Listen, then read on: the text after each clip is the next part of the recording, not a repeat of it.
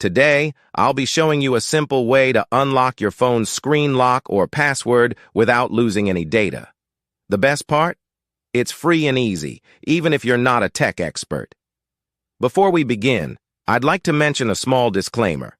The method I'm about to show you is 100% legal, safe, and free.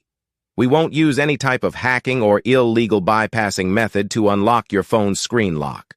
Moreover, the phone will not suffer any harm or damage in any way.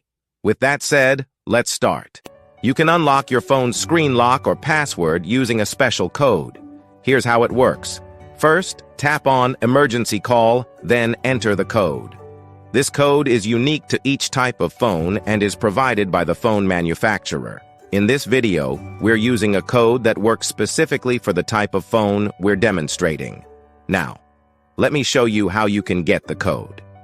Visit this website that offers free unlock codes using a unique method. And that's it. Now you can unlock your phone without losing any data.